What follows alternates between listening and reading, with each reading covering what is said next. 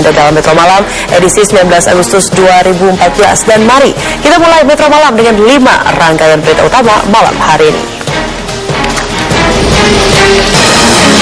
TNI dan Polri masih memberlakukan siaga 1 jelang digelarnya sidang putusan sengketa hasil pemilu presiden di Mahkamah Konstitusi. TNI dan Polri juga mengaku siap mengamankan jalannya sidang putusan gugatan yang akan digelar hari Kamis mendatang. Prabowo Subianto memastikan pihaknya akan melanjutkan proses hukum ke Pengadilan Tata Usaha Negara serta Mahkamah Agung jika gugatannya tidak dikabulkan Mahkamah Konstitusi. Prabowo mengaku telah menyiapkan tim dan strategi bila gugatannya dimentahkan Mahkamah Konstitusi hari Kamis mendatang.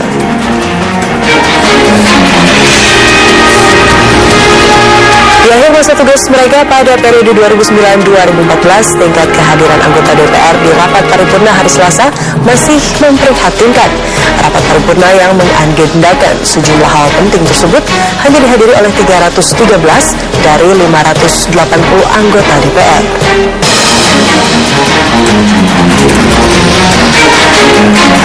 Mobil dinas yang ditumpangi Gubernur Jawa Tengah Ganjar Pranowo ditabrak mobil yang dikendarai warga Prancis. Ganjar mengaku terkejut, namun memilih langsung meninggalkan lokasi dan menyerahkan kasus kecelakaan tersebut ke pihak kepolisian.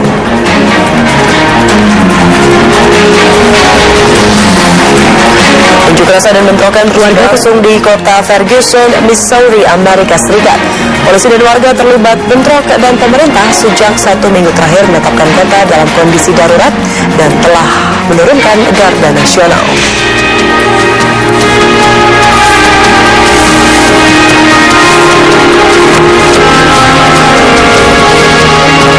Pemirsa, Mahkamah Konstitusi hari Selasa menerima alat bukti pelengkap dari Komisi Pemilihan Umum untuk melengkapi perintah Majelis Hakim. Alat bukti pelengkap yang diserahkan antara lain berupa dokumen daftar pemilih khusus tambahan atau DPKTB, daftar pemilih tetap, formulir C1, formulir A5, berita acara rekapitulasi, formulir keberatan dari pasangan calon, dan berbagai surat rekomendasi. Alat bukti yang diangkut dengan 21 truk dari kantor KPU ini merupakan alat bukti sanggahan dan alat bukti lanjutan sanggahan perbaikan dari permohonan kubu pasangan Prabowo Subianto dan Hatta Rajasa serta alat bukti atas Majelis Perintah Hakim. Sekjen MK Janedri M. Gafar mengatakan hari Selasa merupakan batas akhir penyerahan alat bukti. Janedri menambahkan jika dalam pekajian masih ditemukan alat bukti yang kurang lengkap, maka akan menjadi pertimbangan pada hasil putusan MK pada hari Kamis mendatang. Alat bukti ini akan dikaji dan dibahas pada rapat permusyawaratan hakim yang digelar secara tertutup.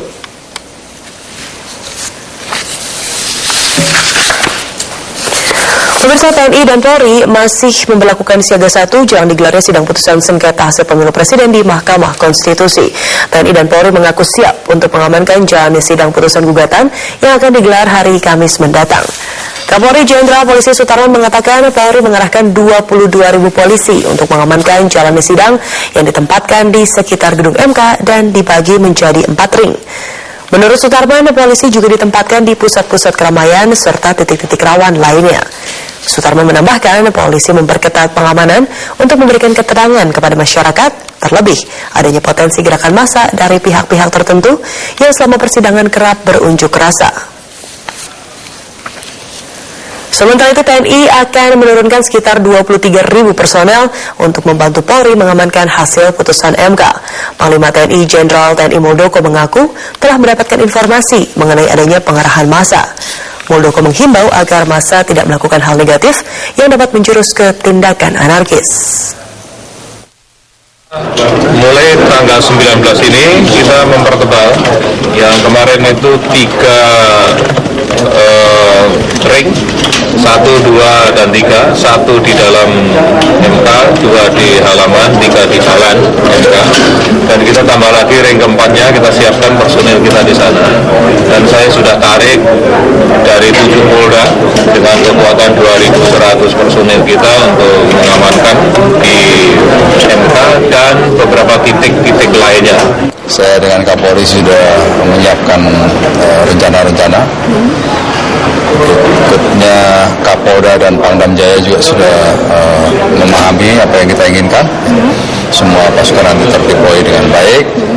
Kita mengantisipasinya pada kondisi yang terjelek.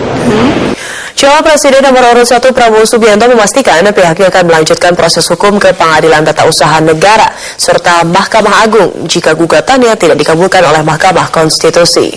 Hal tersebut diungkapkan Prabowo hari Selasa saat menghadiri halal bihalal yang diselenggarakan Tim Merah Putih di Bandung, Jawa Barat. Prabowo mengaku telah menyiapkan tim dan strategi bila gugatannya dimentahkan oleh Mahkamah Konstitusi hari Kamis nanti. Acara halal bihalal ini dihadiri petinggi partai yang tergabung dalam koalisi Merah Putih seperti Partai Gerindra, PKS, PAN, P3, Partai Golkar, dan Ketua Koalisi Merah Putih Jawa Barat yang juga Gubernur Jawa Barat Ahmad Heriawan.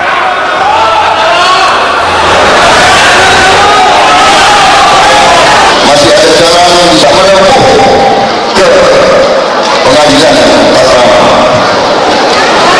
Usaha Negara.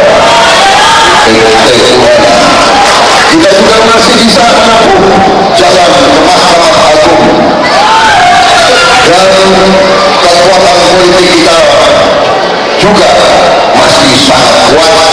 Kita punya kekuatan di DPR RI dan di DPRD seluruh Indonesia. Calon Wakil Presiden nomor urut 1 Hatta Rajasa mengaku siap dengan apapun hasil putusan MK. Sementara Ketua Umum Partai Persatuan Pembangunan Surya Dharma Ali yang merupakan pendukung pasangan Prabowo Hatta memastikan akan berlapang dada jika gugatan mereka ditolak. Tidak lama lagi hasil sengketa Pilpres akan diumumkan oleh Mahkamah Konstitusi. Cawapres Hatta Rajasa pun menyatakan siap dengan putusan MK dan akan menghormati apapun hasilnya. Kita proses yang konstitusional semuanya harus siap. Apapun itu ya Pak? Apapun juga harus kita hormati. Ya, oke. Sementara itu, Ketua Umum Partai Persatuan Pembangunan atau P3, Surya Dharma Ali, yakin gugatan sengketa Pilpres akan diterima MK. Namun jika ditolak, Prabowo Hatta akan menerima dengan lapang dada dan akan tetap menjaga keamanan dan keutuhan Negara Kesatuan Republik Indonesia. Tentu P3 dengan seluruh partai-partai koalisi Merah Putih berharap keputusan MK mengabulkan seluruh tuntutan tim Prabowo Hatta. Tetap perdamaian, persaudaraan itu diutamakan, ya. Tetap itu diutamakan. Dan saya tahu persis Pak Prabowo juga mengutamakan kemenangan, kedamaian, dan persaudaraan sesama bangsa tetap utuh, tidak ada gesekan-gesekan, tidak ada kekerasan-kekerasan yang bakal merugikan persatuan dan kesatuan bangsa. Tetap tidak ada hal seperti itu, ya. Sebelumnya keputusan KPU pada tanggal 22 Juli menetapkan pasangan Jokowi JK sebagai pemenang. Namun Capres Prabowo Subianto menolak keputusan KPU tersebut dan menggugat hasil pemilu ke Mahkamah Konstitusi. Selanjutnya hasil sengketa Pilpres akan diumumkan pada 21 Agustus mendatang. Tim Liputan Metro TV.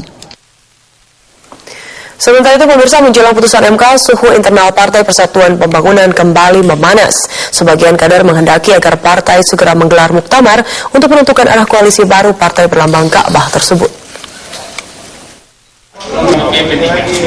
Kader-kader senior Partai Persatuan Pembangunan mendesak pelaksanaan muktamar partai. Mereka menyatakan hasil Mukernas partai menetapkan muktamar akan digelar sebulan setelah presiden terpilih ditetapkan.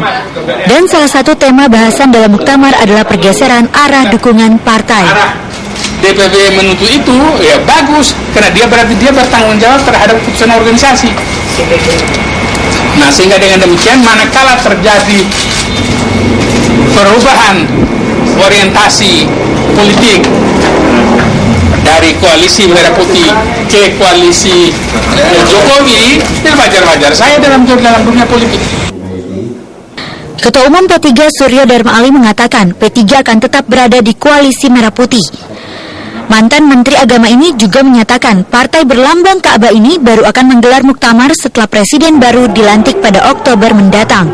Jadi kalau periode sekarang ini koalisi Merah Putih dipertahankan, maka pada periode yang akan datang juga koalisi Merah Putih harus tetap dipertahankan. Tapi ada dari publik sendiri ada yang membela Jokowi. Ya, itu gimana Pak? Ada suara-suara yang akan membela ke Jokowi Pak? Iya Pak. Tandanya nanti di MK itu hanya memenangkan Jokowi Pak. P3 sendiri gimana? Keputusan institusi yang jadi pegangan, bukan keinginan pribadi-pribadi. Kemelut di tubuh P3 meruncing saat Ketua Umum P3 Surya Dharma Ali menyatakan dukungannya kepada Prabowo Subianto. Menjelang keputusan MK, desakan untuk mengubah arah koalisi pun kembali memanas. Tim Liputan Metro TV. Jokowi membuka peluang kepada Partai Persatuan Pembangunan untuk bergabung, namun hingga kini pemirsa belum tercapai kesepakatan kerjasama antara keduanya. Jokowi tidak memungkiri telah melakukan penjajakan politik dengan sejumlah partai pendukung Prabowo Hatta yang tergabung dalam koalisi Merah Putih. Namun koalisi tanpa syarat tetap dikedepankan sebagai syarat parpol untuk bergabung dalam koalisi pendukung pemerintahannya. Penjajakan politik di parpol lain masih dilakukan karena dukungan parpol terhadap Jokowi JK di DPR hanya sekitar 40%, sehingga dianggap kurang efektif. Butuh dukungan parpol lain, termasuk P3, agar program pemerintahan bisa berjalan. Pentingnya Bapak menambah Apanya? Ya, lebih mempercepat proses-proses persetujuan nantinya di Dewan dong. Mereka minta menteri ya Pak? Apanya? Mereka minta menteri. Kalau yang satu itu jelas, syaratnya tanpa syarat, udah jelas. Syaratnya tanpa syarat, kalau itu jelas. Pengamat politik Burhanuddin Muhtadi memperkirakan keputusan Mahkamah Konstitusi terkait sengketa hasil Pilpres akan membuat koalisi Merah Putih ditinggalkan anggota koalisinya. Partai Gerindra dan PKS disebut menjadi penghuni terakhirnya. Jadi saya melihat arah P3 sepertinya makin mengerucut gitu ya ke arah Jokowi JK. Nah, mereka yang sebelumnya masih maju mundur untuk mendukung Jokowi JK atau tidak, itu seperti mendapatkan momentum, terutama setelah kekalahan Prabowo Hatta dan posisi dilematis seorang Surya Dharma Ali yang menjadi tersangka. Konflik internal di tubuh partai berlambang Ka'bah mengemuka menjelang pemilu legislatif. Pangkalnya yakni masalah dukung-mendukung terhadap Capres Prabowo Subianto. Meski akhirnya mendukung Prabowo, arah dukungan politisi senior P3 berubah pasca Pilpres ke kubu Jokowi JK. Tim Liputan Metro TV. Usai kemenangan Jokowi JK pada hasil rekapitulasi nasional KPU 22 Juli lalu, kini sejumlah partai non-koalisi memberi tanda akan merapat ke kubu Jokowi JK.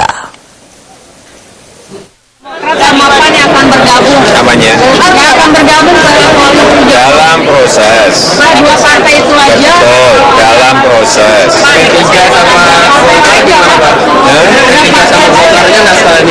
Ya, kan masih ada problem internal. Presiden terpilih Jokowi memberi sinyal jika setidaknya sudah ada sejumlah partai non-koalisi yang memberi tanda ingin merapat ke koalisi Jokowi JK. Hal ini diperkuat dengan pernyataan Ketua Fraksi PDIP di DPR RI, Puan Maharani, yang menyebutkan setidaknya ada 3 partai yang sudah berkomunikasi informal dengan koalisi, yakni Partai Demokrat, PAN, dan P3. Komunikasi ini akan semakin intensif usai adanya keputusan dari Mahkamah Konstitusi 21 Agustus mendatang. Kalau kemudian sudah ada sinyal antara Demokrat dan PAN untuk bergabung dengan kami, ya saya mengucapkan alhamdulillah kalau memang itu bisa terjadi dan realisasi. Kita lihat lagi lah siapa. Ya mudah-mudahan teman P3 dan yang lain-lain. Kami berharap bahwa setelah tanggal 21 memang akan terjadi komunikasi yang lebih intensif, bahwa hari-hari ini sudah dilakukan komunikasi secara informal. Kami tetap melakukan komunikasi itu supaya bisa terjaga dan terjalin hingga nanti pasca keputusan MK yang akan datang. Puan menyebut baik adanya dukungan partai-partai non-koalisi yang ingin turut bergabung dalam koalisi Jokowi JK.